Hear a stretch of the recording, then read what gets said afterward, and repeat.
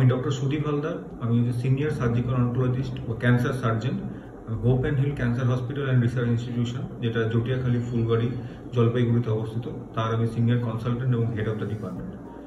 যে বিষয় নিয়ে আজকের এই ভিডিও সেটা হলো থাইরয়েড ক্যান্সার। তো প্রথমেই যেটা জানা দরকার যে থাইরয়েড গ্ল্যান্ড কি। তো থাইরয়েড গ্ল্যান্ড হচ্ছে আমাদের গলার সামনের দিকে যে মিডল লাইনে একটা গ্ল্যান্ড, যেটা আমাদের অনেক রকম মেটাবলিজম বা শারীরবর্তীয় কার্যের জন্য হচ্ছে আমাদের কাজে লাগে।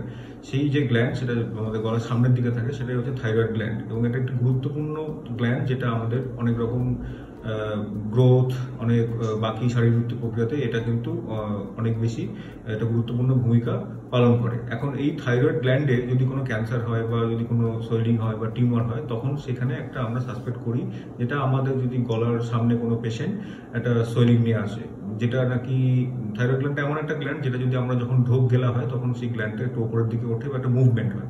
তো সেই ক্ষেত্রে যখন একটা সোয়েলিং নিয়ে কোনো পেশেন্ট আসে, বা অনেক সময় দেখা গেল যে একটু বাঁদিকে বা ডান দিকে গলার অন্য গ্ল্যান্ড কোথাও ফুললো, বা অ্যাসিমটোম্যাটিক অন্য কোনো একটা পরীক্ষা নিরীক্ষা করার মাধ্যমে যখন তারা পেট স্ক্যান বা একটা সিটি স্ক্যান অন্য কোনো কারণে করা হচ্ছে, সেই সমস্ত পেশেন্টের কিন্তু এই থাইরয়েড গ্ল্যান্ডে কোনো একটা টিউমার বা গলার পাশে একটা কোনো গ্ল্যান্ড ফুললো, সেই জিনিস থেকে আমরা থাইরয়েড গ্ল্যান্ডে একটা সাসপিশন বা একটা সন্দেহ আমাদের মধ্যে, আমরা যারা ডাক্তার বা চিকিৎসক তাদের মধ্যে একটা দানা বাঁধে, যেটা থাইরয়েড গ্ল্যান্ডের ক্যান্সার হতে পারে। এবং আরেকটা উল্লেখযোগ্য বিষয় হচ্ছে যে এই ক্যান্সারটাতে সবসময় বয়স্ক বা একটা এজ উপরের এজের দিকে হবে সেটা নয়। অনেক সময় আমাদের ছোট পেশেন্ট যেমন হচ্ছে 20, 25, 30 বছর বয়সে কিন্তু আমরা এই ধরনের ক্যান্সার অনেক পাই। মহিলাদের ক্ষেত্রে এই ক্যান্সারটা আমরা একটু বেশি পাই পুরুষদের থেকে। তো এটাই হলো থাইরয়েড ক্যান্সার। রিস্ক ফ্যাক্টর বলতে আলাদা করে যেটা উল্লেখযোগ্য সেটা হচ্ছে যদি কোনো পেশেন্ট একটা রেডিয়েশন এক্সপোজার, যেমন হতে পারে সেটা কোনো এনভায়রনমেন্টাল ফ্যাক্টর হতে পারে, যেমন অনেক জায়গাতে একটা পরমাণু বোমা বা একটা রেডিয়েশন স্পিলেজ, এগুলো যখন হয়, বা কোনো ট্রিটমেন্ট যেগুলো আগের ক্ষেত্রে ইউজ করা হতো বাচ্চাদের সময়, যাদের রেডিয়েশন দেওয়া হতো ওই রিজিয়নে, তো অনেকদিন পরে সেখান থেকে থাইরয়েড গ্ল্যান্ডে ক্যান্সার একটা হওয়ার সম্ভাবনা থাকে। আর ফ্যামিলি হিস্ট্রি, যাদের বংশ পরম্পরা হয়তো অনেকের থাইরয়েড ক্যান্সারের একটা হিস্ট্রি রয়েছে, তার মা তার বোন বা এরকম একটা যদি হিস্ট্রি থাকে, তখন কিন্তু একটা ফ্যামিলিয়ার টেন্ডেন্সি বা বংশগত একটা ব্যাপার কিন্তু থাইরয়েড ক্যান্সারের দিকে আমরা অনেক সময় পেয়ে থাকি। তো সব ক্ষেত্রেই হয় না, একটা 5-10% ক্ষেত্রে কিন্তু আমরা এটা পাই। কিন্তু এই দুটো হচ্ছে প্রধান রিস্ক ফ্যাক্টর। আর যদি ইনভেস্টিগেশনের মধ্যে ইম্পর্টেন্ট যেটা, সেটা হলো আমাদের একটা ইনিশিয়াল যেটা থাইরয়েড গ্ল্যান্ডে কোনো সোয়েলিং হলো বা যদি কোনো গ্ল্যান্ড ফুললো, তখন কিন্তু আমাদের গলার আল্ট্রাসাউন্ডের মাধ্যমে আমরা কিন্তু দেখে নেওয়া যেতে পারে যে থাইরয়েড গ্ল্যান্ডের কিরকম স্ট্রাকচার, কিরকম হয়ে রয়েছে, তার বৈশিষ্ট্য কি, এবং কোনো গ্ল্যান্ড থাকলে সেই গ্ল্যান্ডের বৈশিষ্ট্য কি, তার মধ্যে ক্যান্সারের কোনো রকম সন্দেহ বা এরকম কিছু আমরা পাচ্ছি কিনা।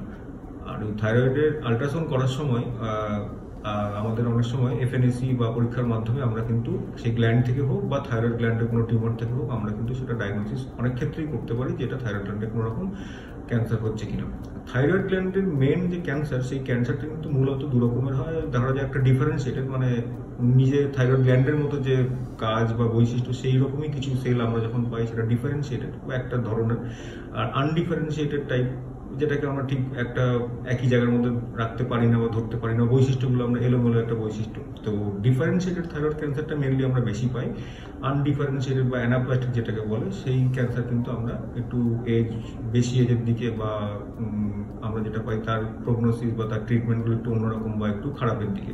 ডিফারেন্সিয়েটেড যে থাইরয়েড ক্যান্সার, সেটার কিন্তু প্রগনোসিস অনেক ভালো, এবং অন্যান্য অনেক ক্যান্সারের থেকে এটার কিন্তু সার্ভাইভাল অনেক বেশি।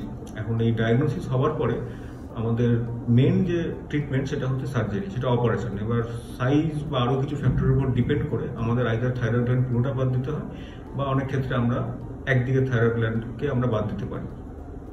আর এই থাইরয়েড গ্ল্যান্ডের অপারেশনের পরে তারও আরো কিছু বৈশিষ্ট্য, যে গ্ল্যান্ডে কোনো টিউমার ছিল কিনা, কত বড় সাইজ ছিল, বাইরের দিকে কোনো রকম থাইরয়েড গ্ল্যান্ডের টিউমারটা বেরিয়ে গেছে কিনা, আরো অন্যান্য জায়গায় কোনো থাইরয়েড গ্ল্যান্ডে ছড়িয়ে পড়েছে কিনা। তার জন্য অনেক সময় আমাদের এই ডিফারেন্সিয়েটেড থাইরয়েড ক্যান্সারের ক্ষেত্রে আমরা কিন্তু radio iodine therapy, radio iodine treatment, এটা কিন্তু আমাদের করার দরকার পড়তে পারে। এবং সেক্ষেত্রে তখন কিন্তু যেটুকু জায়গায় থাইরয়েড গ্ল্যান্ডের কিছু ক্যান্সারের কিছু বৈশিষ্ট্য পড়ে থাকলো, সেগুলো এই রেডিও আয়োডিন থেরাপির মাধ্যমে আমরা ট্রিটমেন্ট করতে পারি। এবং একটা লাইফ লং একটা ফলো আপ, যে একটা থাইরয়েডের প্রোফাইল কিরকম রয়েছে, থাইরোগ্লোবিলিন বলে একটা রক্ত পরীক্ষা আছে, সেটা কতটা থাকছে, তার উপর ডিপেন্ড করে আমাদের একটা রিস্ক স্ট্র্যাটিফিকেশন করতে হয় এবং ট্রিটমেন্ট অনেক সময় কম বেশি আমাদের চেঞ্জ করতে হয়। বা থাইরয়েড গ্ল্যান্ডের যে কাজ, সেটাকে যখন আমরা সাপ্লিমেন্ট করতে হয় তখন সেটা থাইরয়েডের একটা সাপ্রেশন বা থাইরয়েডকে একটা কমিয়ে দেওয়ার একটা যে চিকিৎসা, যেমন থাইরয়েড হরমোন রিপ্লেসমেন্ট, এটা আমাদের সেই অনুযায়ী আমাদের ডোজগুলো ঠিক করতে হয়।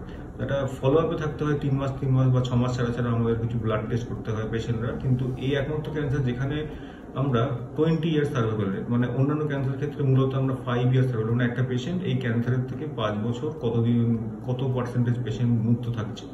কিন্তু থাইরয়েডের ক্ষেত্রে আমরা কিন্তু মোটামুটিভাবে যদি একটু কম বয়সে বা ঠিক সময় অপারেশন হয় এবং পুরোপুরি সেটা নির্মূল করা যায়, তাহলে কিন্তু হচ্ছে মোটামুটিভাবে 20 বছর যদি সার্ভাইভাল রেট আমরা দেখি, 100 জনের মধ্যে 95 বা তার বেশি পেশেন্ট কিন্তু 20 বছর বা তার বেশি সময় থাইরয়েড ক্যান্সার থেকে মুক্তি থাকতে পারে এবং কিওর হওয়ার সম্ভাবনা খুব বেশি। বাকি যে থাইরয়েড ক্যান্সারগুলো আমরা বললাম, আনডিফারেন্সিয়েটেড থাইরয়েড ক্যান্সার বা অ্যানাপ্লাস্টিক থাইরয়েড ক্যান্সার, এগুলো মূলত রেয়ারলি হয়, কম হয়। আরেক ধরনের টাইপ আছে যেটা মেটাবলিক থাইরয়েড ক্যান্সার, যেটা বংশগত বা ফ্যামিলিয়াল টেন্ডেন্সি অনেক বেশি।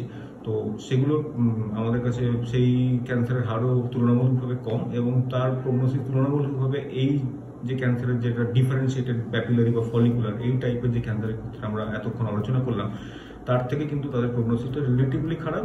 কিন্তু মূলত যেটা 80-90 কিন্তু আমরা ডিফারেন্সিয়েটেড থাইরয়েড ক্যান্সার পাই এবং যদি আমরা সঠিক সময় ডায়াগনোসিস করতে পারি, তাহলে কিন্তু আমরা অপারেশন বা রেডিওঅ্যাকটিভ ট্রিটমেন্টের পরে কিন্তু অনেক পেশেন্ট কিন্তু খুব ভালো থাকে এবং 20 বছর বা তারপরেও কিন্তু পেশেন্টরা কিন্তু ক্যান্সার থেকে মুক্তি হওয়ার একটা সম্ভাবনা খুব বেশি পরিমাণে থাকে। তো এটাই ছিল থাইরয়েড গ্ল্যান্ড বা থাইরয়েড গ্ল্যান্ডের ক্যান্সার এবং তার বৈশিষ্ট্য এবং তার ট্রিটমেন্ট। এই সম্বন্ধে যদি আপনার আরও কিছু জানার থাকে তাহলে আমাদেরকে লিখে জানান, বা এই রিলেটেড যদি আরও কিছু ইন্ডিভিজুয়াল থাইরয়েড অপারেশন কিভাবে করা হয় বা কি করতে হয় তার কিছু স্টেপ, সেগুলো নিয়ে আমি পরবর্তী সময় অন্য ভিডিও আবার করবো বা আপনাদের সামনে আবার হাজির হব। নমস্কার।